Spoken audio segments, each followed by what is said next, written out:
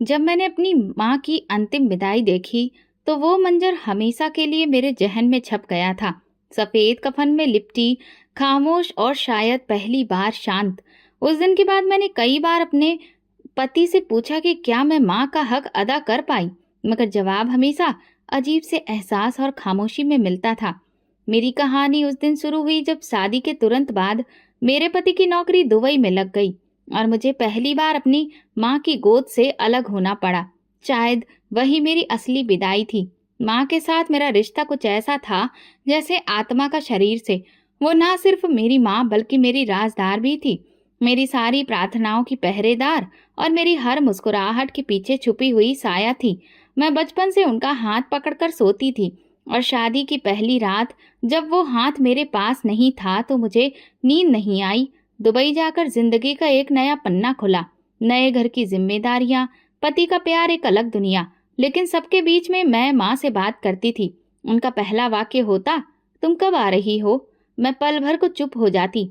जानती थी कि वीजा, पैसे, छुट्टी, ये सब एक बहुत बड़ा झंझट है। फिर भी हर बार वही सवाल। मैं अपने पति से कहती, माँ हर बार यही क्यों पूछती है? वो जानती है कि मैं तुरंत नहीं आ सकती। पति मुस्कुराकर कहता, वो माँ है, बेटी की याद आती होगी। मगर मेरे दिल में कहीं कुछ चुभता था, जैसे ये सवाल सिर्फ मुझसे मिलने की इच्छा नहीं बल्कि किसी अनजाने ख्वाब की निशानी हो। एक रात जब मैंने माँ को कॉल की तो उन्होंने फोन धीरे से उठाया। आवाज में वो खनक नहीं थी जो पहले होती थी। मैंने कहा, माँ आप ठीक है ना? वो बोली, हाँ मैं बिल्कुल ठीक हूँ। मगर उनका लहजा ऐसा था जैसे किसी से छुपाकर बात कर रही हो। मैंने पूछा, माँ आप डरी हुई लग रही हैं, सब ठीक तो है? अचानक उनकी आवाज में कंपन हुआ। वो रोने लगी और अगले ही पल फोन बंद। मेरे हाथ कांपने लगे। मैंने दोबारा कॉल की लेकिन फोन जा ही नहीं रहा था। दिल की धड़कनें तेज हो गईं। मैंने कई बार कॉल की लेकिन कोई जवाब नहीं आया। मेरा दिल अजीब तरह के ख्यालों से भरने लगा। मैं जानती थी कि मेरी माँ अकेली नहीं होती। घर में अनीता भाभी होती थी, मेरी माँ की भतीजी और बहू। अनीता भाभी हमेशा नरम मिजाज, मेहरबान और मेरी माँ का बहुत ख्याल रखने वाली थी। हर दिन हर रात मैं माँ की उस आवाज के बारे में सोचती रही। उनका वो आखिरी लहजा, वो डर, कुछ तो था जो मेरी समझ से बाहर था। इसी दौरान मैं मंदिर गई और वहां का मंदिर मेरे दिल को झकझोर देने वाला था। कई लोग भगवान से प्रार्थना कर रहे थे। मैं भी रो रो कर अपनी माँ की सेहत और लंबी उम्र की प्रार्थना करने लगी। उस दिन कुछ अजीब सा सुकून था, लेकिन वो सुकून सिर्फ कुछ लम्हों का निकला। शाम के वक्त जब मेरे फोन पर माँ का नाम चमका तो मेरे होठों पर खुद ब खुद मुस्कुराहट आ गई, जैसे हर बार आती थी। मैंने तुरंत फोन उठाया और खुश होकर कहा, माँ कैसी हैं आप? लेकिन दूसरी तरफ खामोशी थी। फिर बहुत धीमी आवाज में, जैसे सांस रोककर कह रही हो, मैं ठीक हूँ ललिता। ये ठीक हूँ वाला जुमला कितना मामूली था, लेकिन उस वक्त ये बात मेरे लिए बिजली की तरह थी। इसके पीछे जो कंपन थी, जो घबराहट छिपी थी, वो मुझसे छुपी ना रह सकी। माँ सब ठीक तो है ना? मैं फिक्रमंदी से पूछ बैठी। दूसरी तरफ से सिर्फ सांसों की आवाज आ रही थी, जैसे वो कहीं और ध्यान देकर बात कर रही हो, जैसे मुझे कुछ कहने से पहले उनके कान दरवाजे पर लगे हों। माँ डरी हुई लग रही हैं। क्या हुआ? इस पर उनकी आवाज टूट गई। ललिता, बस इतना ही बोल सकी वो, और फिर अचानक फोन बंद हो गया। मेरे हाथ से फोन गिरने को था। मैंने दोबारा तुरंत कॉल मिलाई, फिर दूसरी बार, फिर तीसरी बार। हर बार वही खामोश स्क्रीन, वही बंद फोन। दिल जैसे किसी अजीब से डर के अंधेरे में डूबता जा रहा था। मेरे पति ने परेशान होकर पूछा, क्या हुआ? मैंने जवाब दिया, माँ से बात हो रही थी, फोन बंद हो गया। लेकिन मेरी आंखें मेरा झूठ छुपा न सकी। रात भर मुझे नींद नहीं आई। मैं बिस्तर पर लेटी थी लेकिन दिल कहीं और भटक रहा था। मैंने भैया को कॉल करने का फैसला किया। भैया, माँ से बात हुई आपकी? सब ठीक है? मैंने कहा। मुझे बहुत अजीब लग रहा था, जैसे किसी से छुपाकर बात कर रही थी, और फिर रोने लगी और फोन बंद कर दिया। भैया बोले, ललिता तुम हर बात पर घबरा जाती हो। अनीता भाभी हैं तुम्हारी, वो माँ का पूरा ख्याल रखती है। शायद नींद से उठकर बात कर रही होगी, इसीलिए आवाज कमजोर थी। मैं चुपचाप फोन बंद कर चुकी थी, लेकिन मेरा दिल बेचैन था, उसे सुकून ही नहीं मिल रहा था। अगले दिन भी मैं बार बार फोन करती रही, लेकिन हर बार फोन बंद जा रहा था। अब मुझे और डर लगने लगा। क्या माँ बीमार है? क्या भाभी को कुछ हुआ है या वाकई कोई उनको जबरदस्ती चुप तो नहीं कर रहा? दिल के अंदर कई बातें उठने लगीं। मैंने अपने पति से कहा, क्या हम इंडिया जा सकते हैं? उन्होंने थोड़ा सोचकर कहा, अभी छुट्टियां मुश्किल हैं। कोई खास वजह? मैंने कहा, माँ की हालत ठीक नहीं लग रही। उन्होंने मुझे तसल्ली दी, कभी कभी उम्र के इस पड़ाव में इंसान थोड़ा हताश हो जाता है। तुम अगले महीने के लिए प्लान बना लो, मैं भी साथ चलूंगा। मैंने इस बात पर सिर हिला दिया, लेकिन अंदर से खुद को बिल्कुल खाली महसूस किया, जैसे कोई साया मेरे आसपास मंडरा रहा हो। 2 दिन गुजर गए, फोन अभी भी बंद था। रातों की नींद खत्म हो चुकी थी। मैं भगवान से प्रार्थना करती, तुम मेरी माँ का ख्याल रखना। अगर कुछ गलत होने वाला हो तो मुझे पहले ही खबर दे देना। एक रात सपने में मैंने अपनी माँ को देखा। वो कमरे में थी जो पूरी तरह से अंधेरे में डूबा हुआ था। उनके हाथ में एक दिया था जो बुझने को था। मैंने कहा, माँ, ये दिया क्यों बुझ रहा है? उन्होंने खामोशी से मेरी तरफ देखा और आंखों से इशारा किया, जैसे कह रही हूँ वक्त कम है, मैं ठीक नहीं हूँ। मेरा दिल घबरा गया। मैंने कहा, माँ, वो अकेली हैं, वो ठीक नहीं है। उन्होंने मुझे वो दिया दिया, लेकिन मेरे अंदर की बेचैनी अब बहुत ज्यादा बढ़ चुकी थी। मैंने फैसला किया कि भाभी को कॉल करूंगी और खुलकर बात करूंगी। कुछ तो था जो छुपाया जा रहा था और मैं किसी भी कीमत पर सब जानना चाहती थी। मैं अक्सर सोचती थी कि माँ बेटी का रिश्ता सिर्फ खून का रिश्ता नहीं होता। ये वो दुआ है जो खामोशी से वक्त के पर्दे पर लिखी जाती है। लेकिन कभी कभी दुआ करते हुए दिल में ये डर भी समा जाता है कि कहीं वक्त देर न कर दे। पिछले कई दिनों से माँ से बात नहीं हो पा रही थी। कॉल बंद जा रही थी और अनीता भाभी से भी अभी तक मेरी बात नहीं हो सकी थी। दिल जैसे बार बार घबरा रहा था। पति ने कहा, आओ, आज हम मंदिर चलते हैं, शायद तुम्हारा दिल हल्का हो जाए। मैं खामोशी से तैयार हो गई। दिल में उम्मीद थी कि शायद मुझे सुकून मिले जो किसी इंसान के शब्दों में नहीं था। मैंने भगवान से कहा, तुम उन्हें सुरक्षित रखना, वो डरी हुई लगती हैं, क्या कुछ होने वाला है? इस पर मेरी नजर सामने बैठी एक बुजुर्ग औरत पर पड़ी। वो जमीन पर सिर झुकाकर बैठी थी। उनके एक हाथ में एक छोटी सी थैली थी और दूसरे हाथ से उन्होंने अपना चेहरा छुपा रखा था। वो रो रही थी। भगवान के दरवाजे पर इतने सुकून भरे माहौल में इतना दिल दहला देने वाला दृश्य मैंने पहले कभी नहीं देखा था। मेरा दिल अचानक उनकी तरफ खिंचने लगा। मैं धीरे धीरे चलकर उनके पास पहुंची, नरमी से पूछा, अम्मा, सब ठीक तो है? आप क्यों रो रही हैं? वो चौंक गई, जैसे मेरे सवाल ने उनके अंदर दबा कुछ बाहर निकाल दिया हो। उन्होंने अपनी आंखें पोंछी और झुकी हुई आवाज में बोली, बेटी, तुम बेटी हो ना, माँ की कदर जानती होगी। मैंने सिर हिलाया। वो बोली, मेरा बेटा मुझे यहाँ मंदिर लाया था, मैं बहुत खुश थी, लेकिन फिर वो गायब हो गया। उसकी पत्नी ने कहा था कि मुझे छोड़ दो, और अब 3 महीने से मैं यहीं पर हूँ। ना कोई खबर है, ना कोई सहारा। उनके शब्द सुनकर मेरा दिल जैसे किसी ने मुट्ठी में जकड़ लिया हो। मैंने कहा, आप कहाँ रहती हैं? तो कहने लगी, यहीं पर।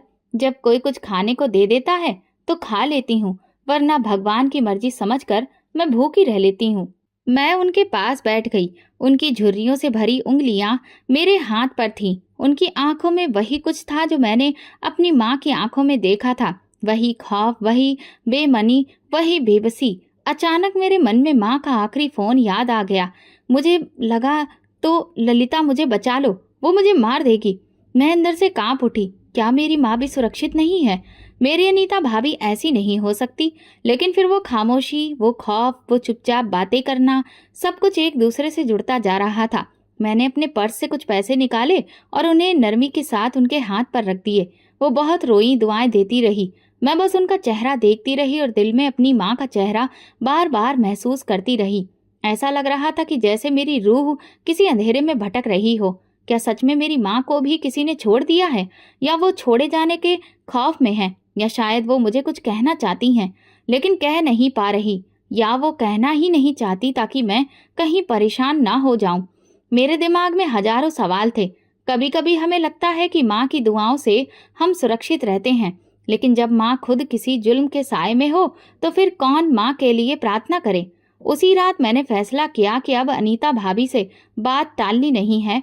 मैं सीधा उनसे बात करूंगी और इस बार खुलकर पूछूंगी, क्योंकि मुझे यकीन था कि कोई सच है जो मुझसे छुपाया जा रहा है और वो सच सामने लाना था। लेकिन बार बार दिल में अजीब सी झिझक उठ रही थी। शायद इसीलिए क्योंकि मैं जिस औरत से सब जानना चाहती थी वो मेरी माँ की सबसे करीबी और उनकी सेवा करने वाली थी। एक वही तो थी जो माँ के करीब थी, जो समय पर दवा देती, खाना खिलाती और हर छोटे बड़े काम का ख्याल रखती थी। लेकिन अब सब कुछ बदलता हुआ महसूस हो रहा था। कई दिनों की बेचैनी के बाद मैंने वीडियो कॉल की। दिल जोर जोर से धड़क रहा था। फोन की घंटी बजी और आखिरकार कॉल मिल गई। अनीता भाभी ने फोन उठाया। स्क्रीन पर उनका चेहरा दिखा और मैं चौंक गई। ये वही चेहरा था जो हमेशा मुस्कुराता नजर आता था, मगर आज उस चेहरे पर थकान की एक चादर तनी थी। आंखों के नीचे गहरे काले गड्ढे, चेहरे पर बाल बिखरे हुए और सबसे बढ़कर उनकी सांसें जैसे काबू में नहीं थी। मैंने तुरंत कहा, भाभी आपको क्या हुआ है? बहुत कमजोर लग रही हैं। उन्होंने हल्की सी मुस्कुराहट के साथ जवाब दिया, कुछ नहीं ललिता, बस बुखार हो गया था, थोड़ी कमजोरी है। और तुम्हें तो पता है, घर के काम, माँ जी की जिम्मेदारी, सब कुछ तो मुझ पर है। कभी कभी शरीर जवाब दे देता है। उनका अंदाज सधा और नरम था, जैसा हमेशा होता था, लेकिन मेरे दिल में बेचैनी थी, जैसे कोई पर्दा है जिसके पीछे असली हकीकत छिपी है। मैंने गंभीरता से कहा, माँ कैसी है? भाभी ने थोड़ा कैमरा हटाया और कहा, बस सो रही है, इस वक्त बहुत थक जाती है, उनकी नींद भी कमजोर हो गई है, अगर जाग जाए तो बात करवा दूंगी। मैं चुप हो गई, लेकिन मेरा दिल बेचैन रहा। मैंने कहा, भाभी प्लीज एक बार देख लीजिए, शायद वो जाग रही हो, मुझे उनसे बात करनी है। भाभी ने थोड़ी झिझक के साथ कहा, अच्छा देखती हूँ। फिर कुछ पल के लिए फोन नीचे कर दिया। जब स्क्रीन दोबारा रोशन हुई तो माँ का चेहरा नजर आया। मेरी सांस जैसे थम गई। माँ के चेहरे पर अब किसी बीमारी के आसार नहीं दिख रहे थे। उनकी रंगत थोड़ी बेहतर थी और आवाज में भी कोई खास थकान नहीं थी, लेकिन उनकी आंखों में एक अजीब सी खामोशी थी जो कुछ छुपा रही थी। वो खामोशी सिर्फ एक बेटी समझ सकती है। ललिता, उनकी आवाज सुनकर मेरी आंखें भर आई। माँ, आप कैसी हैं? आपका फोन बंद क्यों जा रहा था? उन्होंने नजर चुराते हुए कहा, बस फोन कहीं रख दिया था, पता नहीं कब बंद हो गया। मैं तो ठीक हूँ बेटा, तू खुश है ना? हाँ माँ, बस आपकी फिक्र रहती है। मेरी फिक्र मत किया कर, अनीता है ना, सब संभाल लेती है। माँ का ये कहना ऐसा था जैसे वो मुझे बताना चाह रही हो कि सब ठीक है, लेकिन उनकी आंखों में वही अंदेशा, वही अनजाना खौफ झलक रहा था जो मैं पहले भी महसूस कर चुकी थी। एक लम्हे को उन्होंने खिड़की की ओर देखा और फिर जल्दी से बात खत्म करने की कोशिश की। अच्छा बेटा, अब मैं सोना चाहती हूँ, भगवान तुम्हें खुश रखे। और कॉल बंद हो गई। मैं चुपचाप बैठी रही। स्क्रीन पर मेरा अपना चेहरा उभरा, खाली, परेशान, उलझा हुआ। क्या ये सब मेरे दिल का भरम है या सच में कुछ ऐसा है जो मुझे नजर नहीं आ रहा? माँ की आवाज में वो माँ वाला अपनापन नहीं था, लेकिन साथ साथ एक अनजाना, मजबूर सा एहसास था, जैसे कोई बात कहने से पहले कोई रुक जाता हो। भाभी की हालत काफी खराब थी, ये बात झुटलाना मुमकिन नहीं था। उनका चेहरा बीमारी की गवाही दे रहा था, लेकिन सवाल ये था कि अगर वो इतनी कमजोर थी तो माँ का ख्याल किस तरह रख रही थी? क्या बाकी सब कुछ उनके बस में था या फिर कुछ छुपाया जा रहा था? मेरे पति ने मेरे चेहरे के भाव देखकर पूछा, बात हुई? कैसी थी माँ जी? मैंने धीरे से कहा, माँ की तबीयत बेहतर है, भाभी बीमार हैं। फिर तो माँ का ख्याल कौन रखता है? मैंने कहा, यही तो मुझे समझ में नहीं आ रहा। देर रात तक मैं नींद की तलाश में करवटें बदलती रही। माँ की आंखों का वो डर, भाभी की कमजोरी और मेरे दिल की बेचैनी, सब एक उलझी हुई परत की तरह मन में बंद होती जा रही थी। अगली सुबह जब सूरज की रोशनी कमरे में दाखिल हुई, मैंने एक फैसला लिया। मैं एक बार फिर कॉल करूंगी, लेकिन अब की बार सब जानने के लिए। अब सवाल ये नहीं था कि माँ की तबीयत कैसी है, सवाल ये था कि वो खामोश क्यों है। फोन की घंटी बजी तो मैं अचानक से चौंक उठी। सुबह के 10 बजे थे और दुबई में ये वक्त किसी कॉल का नहीं होता, मगर स्क्रीन पर माँ का नाम लिखा देखकर दिल मेरा जैसे जोरों से धड़कने लगा था। पिछले दिनों की बेचैनी, अधूरी बातें और उनकी आंखों में छुपा डर, सब एक साथ मेरी आंखों के सामने घूम गया। मैंने कांपते हुए हाथों से कॉल उठाई। ललिता, एक कांपती रोती हुई आवाज ने मेरे वजूद को झकझोर दिया। माँ, क्या हुआ? सब ठीक है? मैंने एक साथ कई सवाल पूछ डाले। वो हिचकिचियों में कहने लगी, मुझे बचा लो ललिता, अनीता मुझे मार देगी। वो मुझे खत्म करना चाहती है बेटा, मुझे यहाँ से ले जाओ। मेरे हाथों से मोबाइल गिरने ही वाला था। दिल की धड़कन बेकाबू और जुबान गूंगी हो गई। एक लम्हे को समझ में ही नहीं आया कि यह सब सपना है या हकीकत। माँ, आप ये क्या कह रही हैं? बेटा, मुझ पर भरोसा करो। वो मुझे कुछ ऐसा मिला कर दे रही है कि मेरी हड्डियां टूटने लगती हैं, मैं थक जाती हूँ, सांस रुकने लगती है। मुझे लगा था शायद ये बीमारी की वजह से है, लेकिन नहीं, कुछ है जो वो छुपा रही है। वो मुझे मार देगी ललिता। फिर जैसे किसी ने उनका फोन खींच लिया हो। लाइन कट गई। मैं खाली नजरों से मोबाइल को घूरती रह गई। अंदर जैसे कुछ टूट गया हो। आंखों से आंसू बहने लगे। लेकिन अब मुझे बहुत घबराहट और बेचैनी लगने लगी थी। सवाल ये नहीं था कि माँ बीमार है या भाभी कमजोर है। सवाल ये था कि कौन सच बोल रहा है और कौन नहीं। मेरी भाभी जो मुझसे भी प्यार से पेश आती थी, जो हर वीडियो कॉल में थकी लेकिन वफादारी से माँ की सेवा करती नजर आती थी, और दूसरी तरफ मेरी माँ जो बचपन से मुझे झूठ बोलना नहीं सिखा सकी, वो माँ जो अपनी बेटी के सामने आंसू रोक न सकी। भला ये सब क्या था?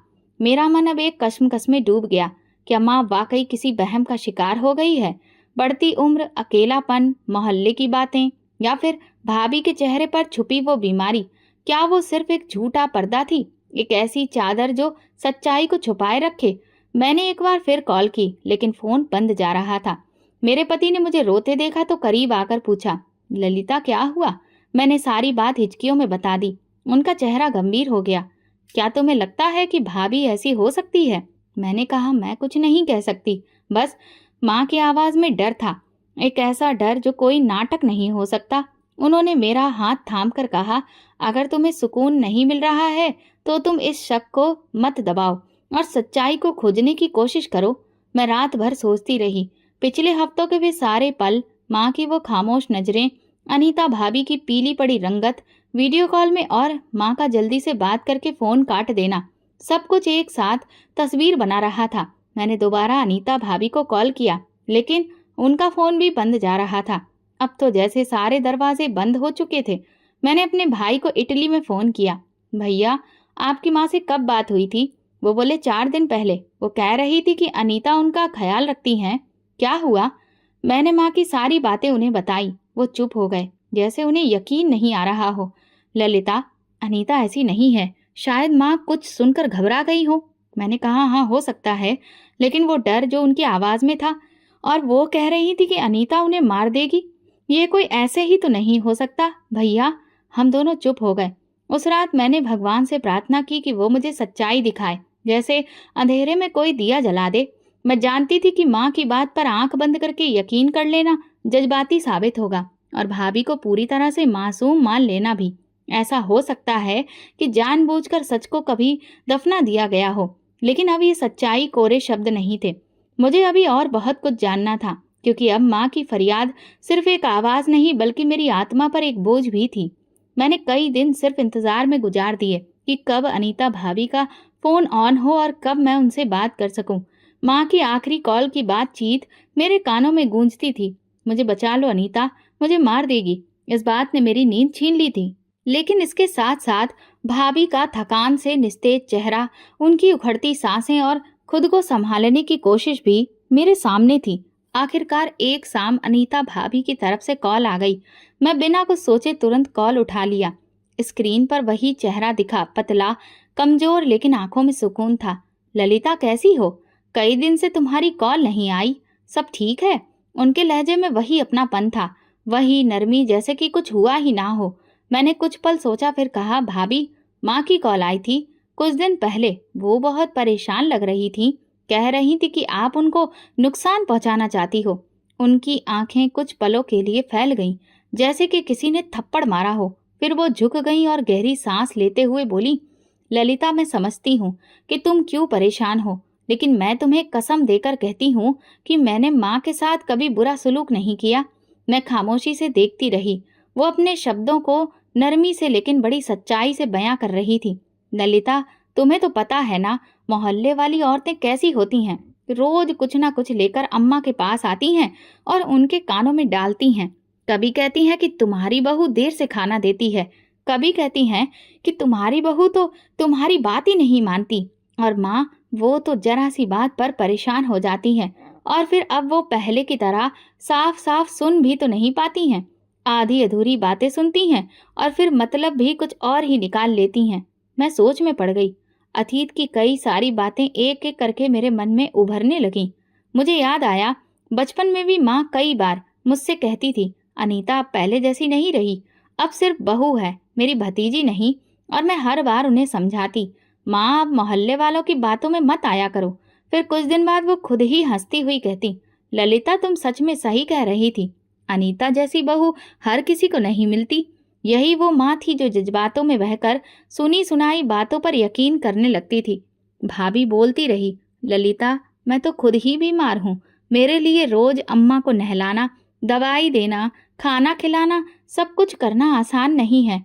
लेकिन फिर भी मैं ये सब करती हूँ दिल से, क्योंकि वो मेरी माँ भी है। मैंने देखा उनकी आंखों में नमी थी। तुम्हें पता है, रात को कभी कभी मैं चुपके से अम्मा के कमरे में जाकर देखती हूँ कि वो आराम से सो रही हैं या नहीं, उनके पैर ढके हुए हैं या नहीं। मैं अगर उन्हें तकलीफ में देखूं तो मेरी अपनी तबीयत और बिगड़ जाती है। मैंने उनकी बात ध्यान से सुनी। एक लम्हे को दिल में सच मेरा पिघलने लगा। आखिर वही भाभी थी जिन्होंने मेरी शादी के दिन मेरे आंसू अपने दुपट्टे से साफ किए थे, जो अम्मा के लिए हर दवा वक्त पर लाती थी और मुझे तसल्ली देती थी। लेकिन भाभी, माँ इतनी डरी हुई क्यों थी? उनकी आवाज में डर था और वो बात भी चुप चुप कर रही थी। भाभी ने धीरे से जवाब दिया, ललिता, जब इंसान बुढ़ापे की दहलीज पर होता है तो उसका दिल कमजोर हो जाता है। किसी का जरा सा रवैया भी उसे कई सारे अंदेशे दे जाता है। और अम्मा तो वैसे भी अब कुछ ज्यादा ही जज्बाती हो गई हैं। मैंने एक लंबी सांस ली। शायद वो सच कह रही थी, शायद माँ वाकई किसी भ्रम का शिकार हो गई थी।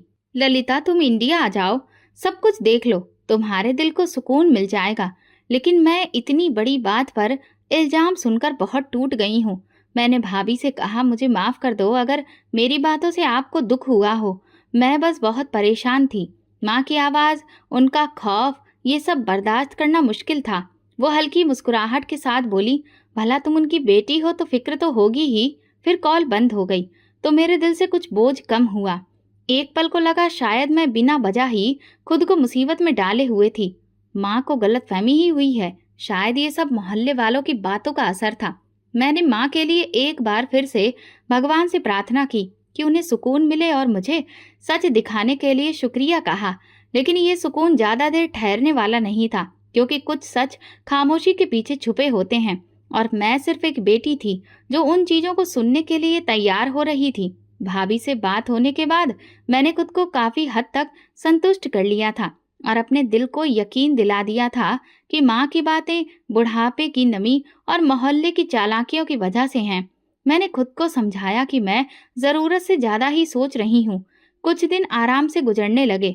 मैंने खुद को घर की जिम्मेदारियों में व्यस्त कर लिया। पति ने भी देखा कि मेरा मिजाज अब पहले से बेहतर है और उन्होंने मुझे और खुश रखने की कोशिश की।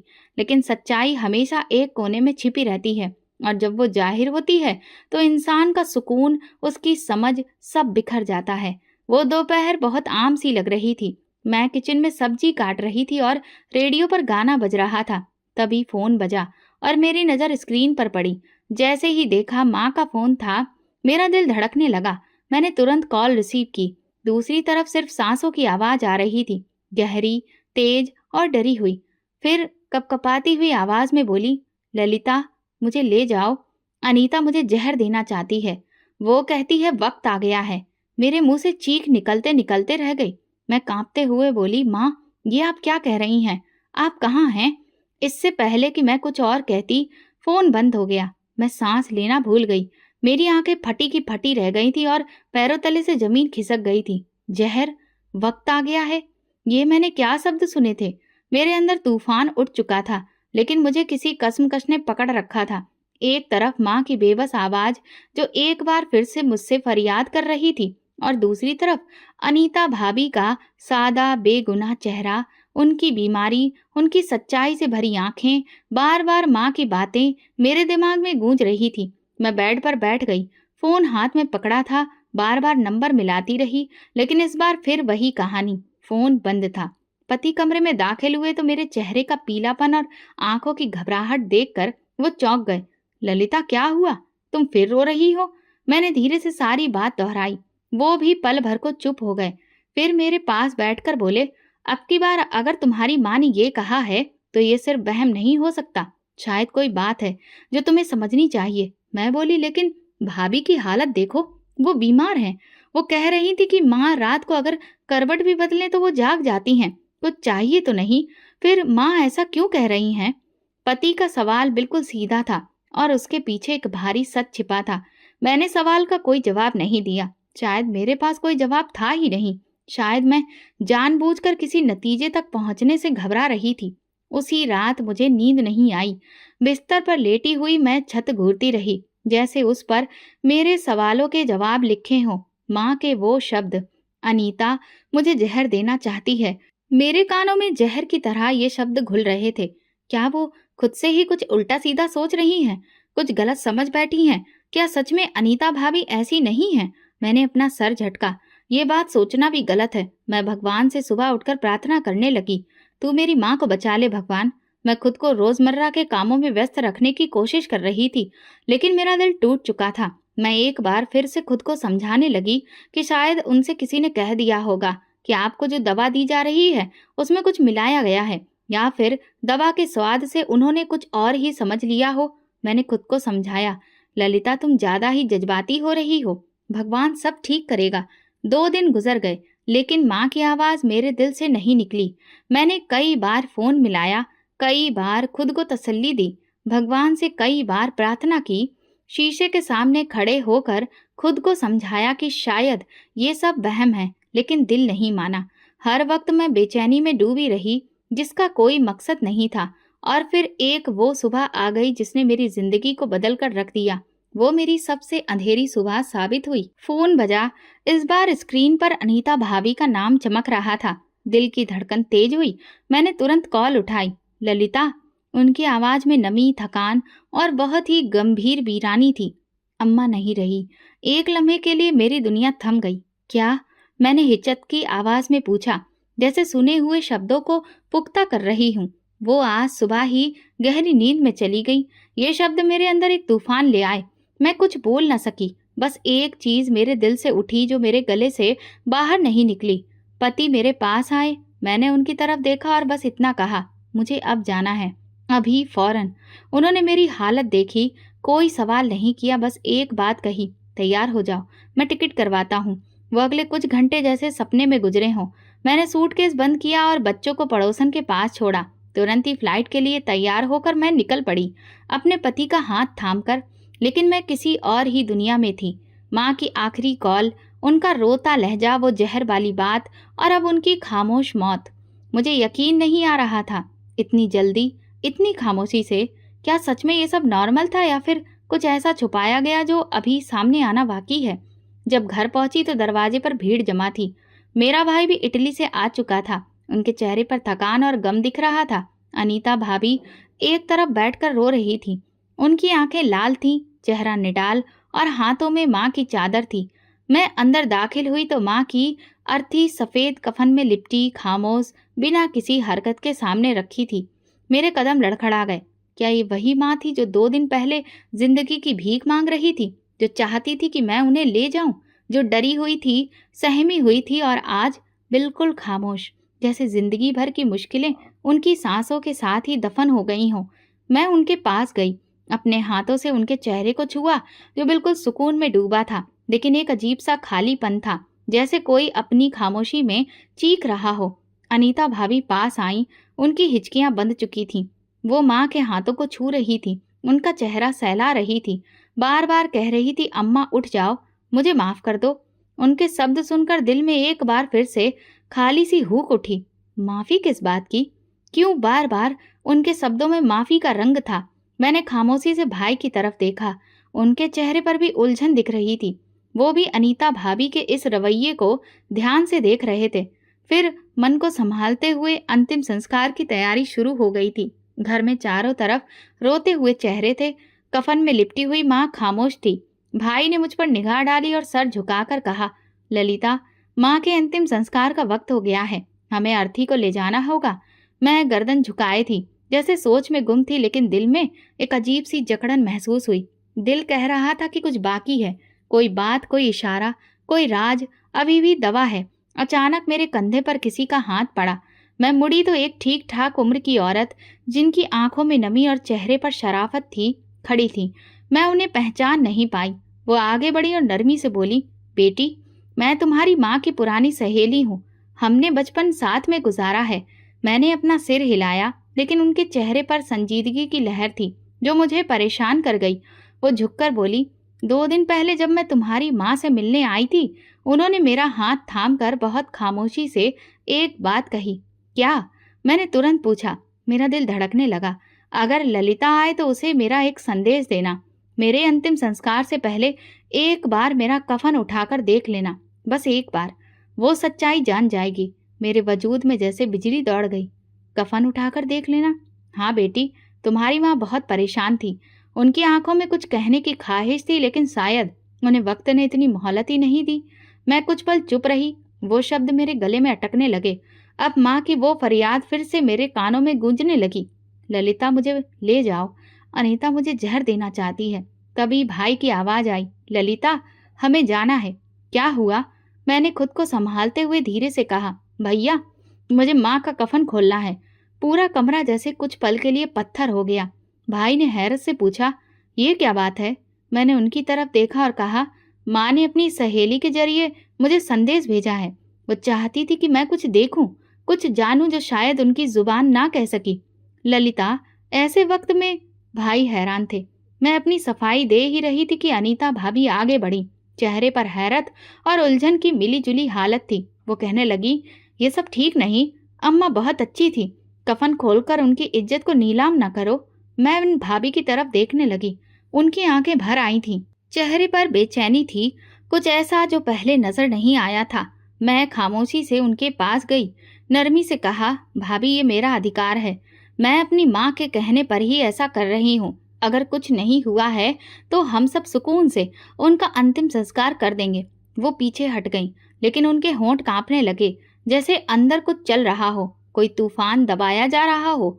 मैंने अपने भाई की इजाजत के बिना ही माँ के कफन का वो हिस्सा धीरे से हटाया जिसके बारे में उनकी सहेली ने मुझे इशारा दिया था। दिल की धड़कनें थम चुकी थीं, आंखें और पलकें झपकना भूल गई थीं, और जैसे ही मैंने उस कपड़े को पीछे किया, मेरा पूरा शरीर हिल गया। माँ के पेट के दाईं तरफ ताजा टांकों के निशान थे, जिन पर मामूली सी खरोंचें और सुर्ख धागे अभी भी दिख रहे थे। जख्म जैसे अभी भी भरे ना हो। मैं पीछे हटी, सांसें तेज हो गईं, आंखें खुली की खुली रह गईं। भाई ने लपक कर आगे बढ़कर जख्म को देखा और उनका मुंह हैरानी से खुला रह गया। ये क्या है? मैंने घबराई आवाज में कहा। यही वो बात थी जो अम्मा कहना चाह रही थी। कमरे में सन्नाटा पसर गया। अनीता भाभी दीवार के साथ लगकर खड़ी हो गईं। उनका रंग उड़ चुका था, होंठ कांप रहे थे। भाई ने गुस्से से उनकी ओर देखा। अनीता, ये क्या है? वो तो जैसे पत्थर की बन चुकी थी। आंखें झुकी थीं, लेकिन शरीर से पसीना बह रहा था, और मैं बस चुपचाप खड़ी थी। माँ की खामोशी आज बोल रही थी। वो चीख जो 2 दिन पहले सिर्फ मैंने सुनी थी, आज सबको सुनाई दे रही थी। मैंने दिल ही दिल में कहा, मैं अब डरने वाली नहीं हूँ। अब सच को झुकने नहीं दूंगी। कफन के नीचे जो मंजर था वो मेरी जिंदगी का सबसे खौफनाक नजारा था। माँ के शरीर पर वो निशान, वो ताजा टांके, जैसे किसी ने उनके जिस्म से कुछ चुराया हो। वो नजारा न सिर्फ आंखों के सामने था, बल्कि आत्मा को भी चीर रहा था। मेरे चारों ओर सब कुछ धुंधला पड़ गया और मैं सीधा जमीन पर जा गिरी। भाई ने मुझे संभाला। जब आंख खुली तो चेहरे पर आंसू थे, दिल में दर्द। मैं सीधे बैठी, फिर वही मंजर देखा। माँ का वजूद जो अब सिर्फ एक शरीर बन गया था, उन पर वो जख्म जैसे उनकी चीखों की तस्वीर हो। ये क्या है? भाई की आवाज गूंज उठी। कोई जवाब नहीं आया। अनीता दीवार के सहारे खड़ी थी। चेहरा पीला पड़ चुका था, आंखों में खौफ था। उनकी खामोशी खुद एक गवाही बन चुकी थी। भाई तेजी से उनकी ओर बढ़े। आवाज बुलंद हुई, अनीता, जवाब दो। ये माँ के शरीर पर जख्म कैसे? उनके टांके क्यों लगे हैं? वो धीरे से नीचे बैठ गई, फिर पहली बार रोते हुए बोली, मैं मुजरिम हूँ। हाँ, मैंने ये किया। एक पल को पूरा कमरा स्तब्ध रह गया। मेरे गुर्दे फेल हो गए थे। डॉक्टर ने कहा था कि कोई करीबी रिश्तेदार चाहिए जो गुर्दा दे सके। तुम्हारी माँ। मैंने उनके सारे टेस्ट कराए और उनका एक गुर्दा पूरी तरह से स्वस्थ था। मैंने अम्मा को कुछ नहीं बताया, बस दवाइयों के नाम पर वो चीजें देती रही जो उनके गुर्दे को मजबूत बनाए रखे।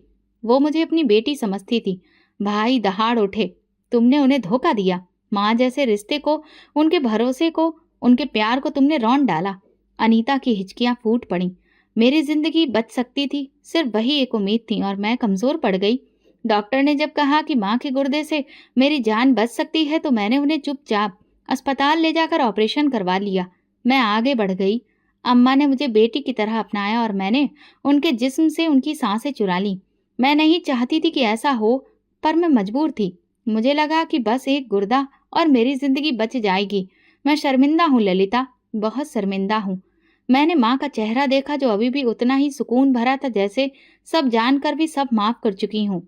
लेकिन मेरा दिल वो माँ की आखिरी बात सुन चुका था। वो कॉल, मुझे बचा लो, वो जहर वाली बात अब सच साबित हो चुकी थी। भाई दीवार से टेक लगाए खड़े थे, दोनों हाथ सिर पर। एक गुर्दे की कीमत माँ की जिंदगी थी। वो बोले, और तुमने वो कीमत खामोशी से वसूल कर ली। ललिता, तुमने सच देख लिया है, अब फैसला तुम पर है। मैंने कफन दोबारा ढका। दिल में जलती हुई पीड़ा महसूस हो रही थी। मैं जानती थी मैं बोल नहीं सकती थी, लेकिन माँ का शरीर, उनके जख्म, सब कुछ बोल चुका था। अब खामोशी भी गुनाह जैसी लग रही थी। अनीता अभी तक कमरे में ही रो रही थी, बार बार हाथ जोड़ती, फर्श पर सिर पटकती, माफी की भीख मांगती। लेकिन उनके शब्दों में सच्चाई थी, एक बोझ था जिसके साथ वो अब जिंदगी भर जीने वाली थी। भाई के चेहरे पर वो नफरत थी जो किसी विश्वासघात के बाद आती है। एक तरफ माँ की लाश थी, दूसरी तरफ पत्नी जिसे वो बरसों से भरोसे के काबिल समझते आए थे। तुम्हें जरा भी शर्म नहीं आई? भाई बोले, एक माँ तुम्हें बेटी मान रही थी और तुमने उसके शरीर से उनका सुकून चुरा लिया। अनीता घुटनों के बल बैठकर रोने लगी। मैं मौत के दरवाजे पर खड़ी थी। मुझे लगा अगर बच गई तो माँ से माफी मांग लूंगी, मगर मुझे अंदाजा नहीं था कि जख्म सिर्फ शरीर पर नहीं, रूह पर भी लगेंगे। भाभी, मैंने कहा, उन्होंने ऑपरेशन से पहले कॉल की थी। वो डरी हुई थी और कह रही थी कि तुम उन्हें जहर देना चाहती हो। क्या तुमने ऐसा कुछ कहा था? नहीं, लेकिन शायद उन्होंने कुछ सुन लिया हो या मेरे बर्ताव में कुछ ऐसा देख लिया हो। मैं सच्चाई छिपाना चाह रही थी, लेकिन अम्मा सब महसूस कर रही होंगी। भाई कुर्सी से टिके, चेहरा हाथों में छिपाए बैठे थे। कुछ देर चुप रहे, फिर बोले, कानूनी तौर पर तुमने अपराध किया है, उसकी सजा भी है। मैं खुद को कानून के हवाले करने को तैयार हूँ। अनीता भाभी ने रोते हुए कहा, बस आप लोग मुझे माफ कर दो। मेरे दिल में सुकून था। मैं समझ नहीं पा रही थी कि उन्हें मुजरिम कहूँ, बेबस, या सिर्फ एक औरत जो मौत से डर गई थी और जिसने माँ की खामोशी को अपनी जिंदगी के लिए इस्तेमाल कर लिया। मैंने माँ के चेहरे को दोबारा से देखा और सोचा, माँ, आपने शायद मरने से पहले सबको माफ कर दिया हो, लेकिन क्या मैं वो बेटी बन सकती हूँ जो आप जैसी सोच रखती थी? भाई ने फिर मेरी तरफ देखा और फिर उनकी आंखों में ये सवाल था, क्या हम उसे माफ कर सकते हैं? मेरे होठों पर घबराहट थी। अम्मा ने तो शायद दिल से सब माफ किया, मगर सच्चाई ये थी कि उनके आखिरी दिन बेहद दर्द में गुजरे। वो जो दुआएं देती थी, अब खुद फरियाद करती रही। उनका भरोसा टूटा, उनका शरीर छलनी हुआ और उनकी बेटी कुछ न कर सकी। मैंने माँ के चेहरे पर आखिरी बार नजर डाली और भगवान से प्रार्थना की कि उनके सारे दर्द मिटा दे और उन्हें स्वर्ग में जगह दे। अनीता भाभी अब पूरी तरह से चुप थी। आंसू सूख चुके थे और चेहरे पर मौत के जैसा सन्नाटा पसरा था। माँ की मोहब्बत से बड़ा कोई रिश्ता नहीं, मगर धोखे से लिया गया गुर्दा सिर्फ शरीर नहीं, रिश्ता भी मार देता है। भले ही ये कहानी अब खत्म हो गई थी, मगर दिल का जख्म शायद कभी नहीं भर सकेगा। दोस्तों, अब आप बताइए, क्या आप अनीता भाभी को माफ करते या फिर उन्हें उनके किए की सजा दिलाते? दोस्तों, अगर आपको हमारी ये कहानी पसंद आई हो तो कमेंट करके ज़रूर बताइए। वीडियो को लाइक करिए और ज़्यादा से ज़्यादा शेयर करिए। अगर आप चैनल पर नए हैं तो सब्सक्राइब जरूर करें और नोटिफिकेशन बेल को ज़रूर दबाएं ताकि अगली अपडेट सबसे पहले आपको मिले। धन्यवाद।